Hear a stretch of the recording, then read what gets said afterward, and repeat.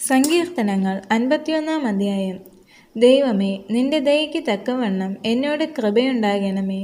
നിന്റെ കരുണയുടെ ബഹുത്വപ്രകാരം എൻ്റെ ലംഘനങ്ങളെ മായ്ച്ചു കളയണമേ. എന്നെ നന്നായി കഴുകി എൻ്റെ അകൃത്യം പോക്കണമേ. എൻ്റെ പാപം നീക്കി എന്നെ വെടിപ്പാക്കണമേ.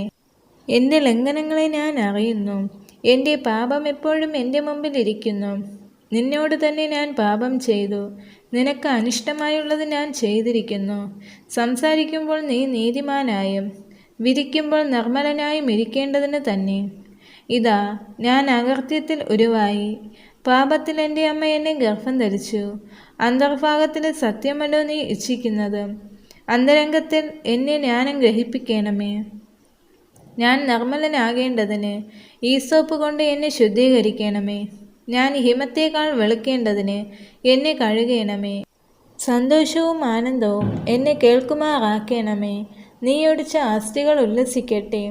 എൻ്റെ പാപങ്ങളെ കാണാതെ വണ്ണം നിന്റെ മുഖം മറയ്ക്കണമേ. എൻ്റെ അകൃത്യങ്ങളെയൊക്കെ മായ്ച്ചു കളയണമേ. ദൈവമേ, നിർമ്മലമായൊരു ഹൃദയം നീ എന്നിൽ സൃഷ്ടിച്ചു, സ്ഥിരമായ ഒരു ആത്മാവിനെ എന്നിൽ പുതുക്കണമേ. നിന്റെ സന്നിധിയിൽ നിന്ന് എന്നെ തള്ളിക്കളയരുതേ. നിന്റെ പരിശുദ്ധാത്മാവിനെ എന്നിൽ നിന്ന് എടുക്കുകയും അരുതേ. നിന്റെ രക്ഷയുടെ സന്തോഷം എനിക്ക് തിരികെ നൽകണമേ. മനസ്സൊരുക്കമുള്ള ആത്മാവിനാൽ എന്നെ താങ്ങണമേ. അപ്പോൾ ഞാൻ അതിക്രമക്കാരോട് നിന്റെ വഴികളെ ഉപദേശിക്കും.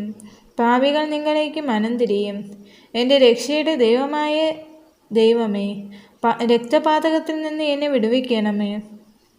എന്നാൽ എൻ്റെ നാവ് നിന്റെ നീതിയെ ഘോഷിക്കും. കർത്താവേ, എൻ്റെ ആദരങ്ങളെ തുറക്കണമേ. എന്നാൽ എൻ്റെ വായ് നിന്റെ സ്തുതിയെ വർണ്ണിക്കും.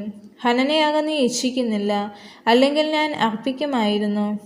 ഹോമയാഗത്തിൽ നിനക്ക് പ്രസാദവുമില്ല. ദൈവത്തിൻ്റെ ഹനനയാഗങ്ങൾ തകർന്നിരിക്കുന്ന മനസ്സ്, തകർന്നും നുറങ്ങിയുമിരിക്കുന്ന ഹൃദയത്തെ ദൈവമേ, നീ നിരസിക്കുകയുമില്ല. നിന്റെ പ്രസാദപ്രകാരം സിയോനോട് നന്മ ചെയ്യണമേ. യെരുശലേമിൻ്റെ മതിലുകളെ പണിയണമേ. അപ്പോൾ നീ നീതിയാഗങ്ങളിലും ഹോമയാഗങ്ങളിലും സർവാംഗ ഹോമങ്ങളിലും പ്രസാദിക്കും. അപ്പോൾ നിന്റെ യാഗപീഠത്തിന്മേൽ കാളകളെ അർപ്പിക്കും. ഈ വചനങ്ങളാൽ ദൈവം എല്ലാവരെയും അനുഗ്രഹിക്കുമാറാകട്ടെ. ആമേൻ.